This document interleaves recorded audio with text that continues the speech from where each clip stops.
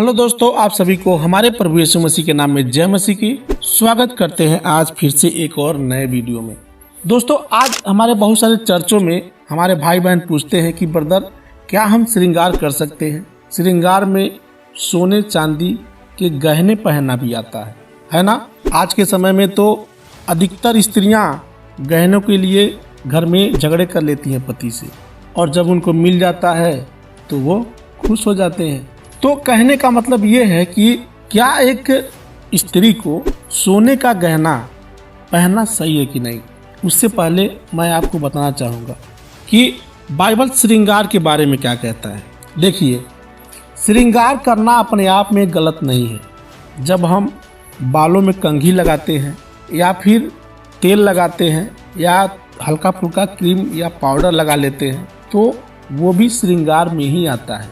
और हमारी बहनें नहीं, बहुत सारे भाई लोग भी ऐसा करते हैं, है ना? तो ये सब करना गलत नहीं है, लेकिन ये गलत कब बन जाता है हम इसके बारे में आगे चर्चा करेंगे, ठीक है ना भाई? तो आज का हमारा वीडियो इसलिए बना है कि क्या एक स्त्री सोने के गहने, जैसे कि नाक में बहुत सारी स्त्रियां पहनती हैं, कान में पहनती हैं या गले में भी माला वगैरह पहनते हैं ना सोने के, तो क्या बाइबल के अनुसार इन सब का पहनना सही है या गलत? देखिए, पुराने नियम में जब हम पढ़ते हैं उत्पत्ति अध्याय 29 में, तो यहाँ अब्राहम अपने एक दास को भेजता है अपने बेटे इसहाक के लिए दुल्हन ढूंढने के लिए। जब वह दास नाहौर देश में पहुंचता है तो उसे रिबका नाम की एक स्त्री मिलती है, ठीक है ना भाई, जो आगे चलकर वह इसहाक की पत्नी बनती है। इसहाक की पत्नी कौन थी? रिबका। आइए इस वचन को पढ़ते हैं। जब हम उत्पत्ति अध्याय 24 का 22 पढ़ते हैं तो यहाँ परमेश्वर का वचन यानी कहता है, जब ऊंट पी चुके तब उस पुरुष ने आधा तोला सोने का एक नत्थ निकालकर उसको दिया और 10 तोले सोने के कंगन उसके हाथों में पहना दिए। किसके? रिबका के हाथों में। कौन? इब्राहिम का जो दास था, जिसने भेजा था इसहाक के लिए दुल्हन खोजने के लिए। तो यदि उस समय ये सोने के गहने वगैरह पहनना गलत होता तो इब्राहिम तो परमेश्वर का सच्चा सेवक था, वो कभी सोने के गहने और चांदी मतलब अपनी बहू को भेंट में नहीं देता। लेकिन मेरे प्रियो, बाइबल जो है ये परमेश्वर का वचन सबके समझने की बात नहीं है, ये सबको समझ में नहीं आती। यदि आप इसको मन से नहीं पढ़ेंगे तो नहीं समझ पाएंगे, ठीक है ना? यहाँ पुराने नियम में तो इब्राहिम जो है अपने बहू के लिए सोने और चांदी के भेंट मतलब भेज रहा है रिबका के लिए। लेकिन जब हम नए नियम में पढ़ते हैं 1 पतरस अध्याय 3 का 3 और 4 में, तो यहाँ पतरस जो है साफ मना कर रहे हैं। आइए इस वचन को पढ़ते हैं। और तुम्हारा श्रृंगार दिखावटी न हो, अर्थात बाल गूंथने और सोने के गहने या भांति भांति के कपड़े पहनना, वरना तुम्हारा छिपा हुआ और गुप्त मनुष्यत्व नम्रता और मन की दीनता की अविनाशी सजावट से सुसज्जित रहे, क्योंकि परमेश्वर की दृष्टि में इसका मूल्य बड़ा है। इसके कहने का मतलब क्या हुआ? यहाँ वचन कहता है, और तुम्हारा श्रृंगार दिखावटी न हो, अर्थात बाल गूंथने और सोने के गहने या भांत भांत के कपड़े पहनना। यहाँ तो पतरस जो है साफ मना कर रहा है कि ये सब चीज़ें जो है दिखावटी हैं। सोने पहनना, बाल गूंथना और अलग अलग तरीके से कपड़े पहनना। देखिए, यहाँ पतरस कह रहा है कि तुम सजो संवरो लेकिन सिंपल तरीके से। तुम्हारे सजने संवरने का जो है स्टाइल, ये दूसरों को बेविचार में डाल सकता है, इसलिए तुम साधारण तरीके से सजावट करो अपने आप का। यहाँ पतरस मना नहीं कर रहा है कि तुम बाल में कंघी मत लगाओ, तुम सोने के गहने मत पहनो, तुम क्रीम मत लगाओ। पतरस के कहने का मतलब ये नहीं है। पतरस के कहने का मतलब ये है कि तुम ये सब चीजें कर सकते हो, लेकिन उससे ज्यादा जरूरी है कि मन की सुंदरता यानी मन का श्रृंगार करना। दूसरे शब्दों में कहा जाए तो मन की पवित्रता, ये जरूरी है, ठीक है ना भाई? सेम यही बातें पौलुस भी कह रहा है। यहाँ जब हम 1 तिमोथी अध्याय 2 के 9 का 10 पढ़ते हैं तो यहाँ पौलुस लिखते हैं, वैसे ही स्त्रियां भी संकोच और संयम के साथ सुहावने वस्त्रों से अपने आप को संवारे। यहाँ पौलुस मना नहीं कर रहा है, यहाँ कह रहा है कि वैसे ही स्त्रियां भी संकोच और संयम के साथ, यानी उसका एक लिमिट होना चाहिए। ऐसा नहीं है कि तुम ऐसे अपने आप को तड़क भड़क रूप से सजा लो, संवार लो ताकि लोग तुम्हें बेविचार की नज़र से देखें, है ना। इस तरीके से सजावट के लिए पौलुस मना कर रहा है, कह रहा है वैसे ही स्त्रियां भी संकोच और संयम के साथ सुहावने वस्त्रों से अपने आप को संवारे। सुहावने मतलब सिंपल रूप से, साधारण रूप से अपने आप को सजा सकता है, संवार सकता है। आगे लिखते हैं, न कि बाल गूंथने सोने मोतियों और बहुमूल्य कपड़ों से, पर भले कामों से, क्योंकि परमेश्वर की भक्ति करने वाली स्त्रियों को यही उचित भी है। तो यदि आप चाहें तो सुहावने वस्त्रों से सिंपल तरीके से श्रृंगार कर सकते हैं, इसमें कोई बुराई नहीं है ना। तो हम बात कर रहे थे सोने और चांदी के बारे में कि सोना और चांदी एक मसीह स्त्री को पहनना चाहिए कि नहीं। आइए हम देखते हैं आगे। देखिए, बाइबल में सोना शुद्ध और पवित्र माना गया है।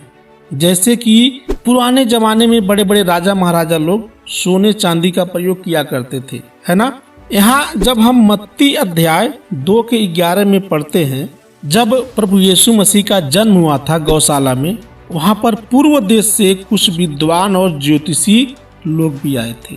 उन्होंने क्या कहा था कि यह बालक उद्धारकर्ता के रूप में जन्म लिया है ना। यह राजाओं का राजा है। कौन? हमारा प्रभु यीशु मसीह राजाओं का राजा है।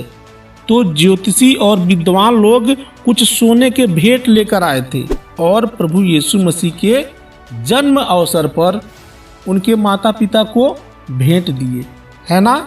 आप इन वचनों को पढ़ लीजिएगा, मत्ती अध्याय 2 का 11। तो सोना अपने आप में गलत नहीं है। सोना जो है, सोना बाइबल में शुद्ध माना गया है। दाऊद का पुत्र सुलेमान जब मंदिर यानी भवन का निर्माण किया था, तब उसने उस भवन में बहुत सारे सोने चांदी का भी उपयोग किया था। आपको पता होगा, जब हम पढ़ते हैं 1 राजा अध्याय 7 का 48 से 50 तक, तो यहाँ देखते हैं, आइए पढ़ते हैं इस वचन को।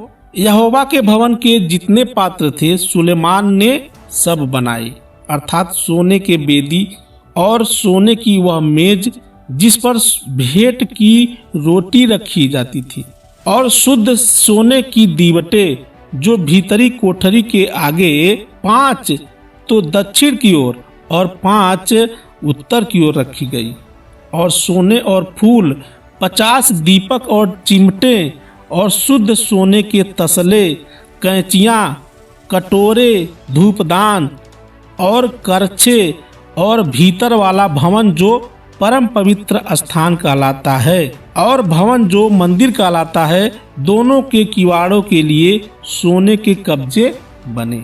बताइए, किवाड़ों में जो कब्जा बनवाया जाता है, जो पकड़ के अंदर बाहर किया जाता है, वो भी सोने के ही बनाया, मतलब मंदिर में बनाया गया था। सुलेमान क्या था भाई? राजा था, और राजा के लिए सोने चांदी का क्या महत्व है? तो कहने का मतलब ये है कि बाइबल में सोने को गलत नहीं कहा गया है। जब हम नीति वचन अध्याय 25 के 12 में पढ़ते हैं, तो यहाँ सुलेमान लिखते हैं, जैसे सोने के नथ और कुंदन का जेवर अच्छा लगता है, वैसे ही मानने वाले के कान में बुद्धिमान की डांट भी अच्छी लगती है। यहाँ लिखते हैं बारे में कि जैसे सोने की नथ और कुंदन का जेवर अच्छा लगता है। सुलेमान इस बात को खुद कह रहे हैं कि औरतों के कानों में और जो सोने के गहने पहनती है वो अच्छे लगते हैं, लेकिन वो गलत तरीके से ना पहने। मैं ये कहूँगा उनका पहरावा मतलब तड़क भड़क नहीं होना चाहिए। बहुत सारे औरतें होती हैं जो अपने कान में 3-3, 4-4 जगह छिदवा लेती हैं, और सोने की बालियां, सोने की झुमके, कई मतलब नहीं अच्छा लगता है दिखने में। तो ऐसा तड़क भड़क नहीं होना चाहिए, सिंपल साधारण रूप से होना चाहिए। ठीक है ना भाई? हमारी बहुत सारी बहनें सोने के मंगलसूत्र भी पहनती हैं। तो मंगलसूत्र क्या है? एक माला है। लेकिन बहुत सारी औरतों का ये विश्वास होता है कि ये मंगलसूत्र मेरा रक्षा करेगा, हमारे पति का रक्षा करेगा। ये मंगलसूत्र ये कभी रक्षा कर सकता है? मतलब मूर्ति पूजा में उनका विश्वास नहीं होना चाहिए। एक माला के रूप में पहने, लेकिन अगर आप उसको मूर्ति पूजा के रूप में मानने लगेंगी तो वो आपके लिए श्राप बन जाएगा। हमारे बहुत सारे चर्चों में हमारी बहनें आती हैं, मतलब सोने के गहने पहन के, कान में बाली पहन के। अब सिंदूर और मंगलसूत्र की बात अलग है, मतलब सिंदूर और मंगलसूत्र तो वो दूसरे देवी देवताओं से जुड़ा हुआ है, हम उसके बारे में बहस नहीं करेंगे। हम केवल आज सोने पर बात कर रहे हैं कि बाइबल सोना पहनने के बारे में क्या कहता है। तो बाइबल इसके लिए मना नहीं करता है, चाहे तो आप सोना पहने या नहीं पहने, उसके लिए कोई भी मना नहीं है। लेकिन मैं आपको कई बार बता चुका हूँ कि आपके जो पहनने का तरीका है वो गलत नहीं होना चाहिए। आप सिंपल रूप से पहन सकती हैं। बहुत सारी हमारी बहनें हैं जो एकदम सादे में, सादगी में रहती हैं, जैसे वाइट साड़ी पहनती हैं। हाँ ठीक है, आप पहनिए, लेकिन आप दूसरों को भी नहीं कह सकती हैं कि आपको भी मतलब एकदम सादे में रहना पड़ेगा और आपको जो है इस तरीके से चर्च में आना पड़ेगा। आप दूसरों को प्रेशर नहीं कर सकते हैं, या फिर आप अपने आप को बड़ा नहीं मान सकते हैं कि मैं तो प्रभु का वचन अच्छे से पालन करती हूँ, या फिर प्रभु जो कहता है मैं उस अनुसार चलती हूँ। मतलब प्रभु का वचन क्या है, आप कर्मों के अनुसार जी सकते हैं। बाइबल में जो आज्ञाएं हैं उन सारी आज्ञाओं को आप पूरा कर सकते हैं। नहीं, बाइबल सिखाता है कि परमेश्वर के अनुग्रह से सबका उद्धार होता है, और जिसके पास परमेश्वर का अनुग्रह नहीं है वो कुछ भी नहीं है। भले ही वह किसी भी तरीके से कपड़े पहने या श्रृंगार करे, उससे कोई मतलब नहीं है। परमेश्वर का अनुग्रह आपके अंदर होना चाहिए, ठीक है ना भाई। और जो ज़्यादा तड़क भड़क वाले कपड़े पहनते हैं, जो दूसरों को आकर्षित करते हैं, लुभावते हैं, उनको मैं यही कहना चाहूँगा कि उनको अभी परमेश्वर के वचन की जरूरत है। वो परमेश्वर के वचन में आगे बढ़ें और बाइबल को सही से पढ़ें, ठीक है ना। धीरे धीरे वो खुद ही समझ जाएंगे कि हमें क्या पहनना है, क्या नहीं पहनना है, हमें क्या करना है, क्या नहीं करना है। कपड़े पहनना, खाना पीना एक मसीह का उद्देश्य नहीं होना चाहिए। परमेश्वर का वचन क्या कहता है, परमेश्वर के लिए हम कितना चलते हैं, उसके सुसमाचार के लिए हम क्या क्या कर सकते हैं, ये हमारा उद्देश्य होना चाहिए। एक मसीही का सच्चा उद्देश्य यही होता है। तो दोस्तों, आज का वीडियो यही तक था। आशा करता हूं कि वीडियो आपको अच्छा लगा होगा। चाहे तो इस वीडियो को अपने मसीह भाई बहनों में भी शेयर कर सकते हैं, ताकि उनको भी ये जानकारियां मिले। मिलते हैं फिर अगले वीडियो में, तब तक के लिए आप सभी को जय मसीह की।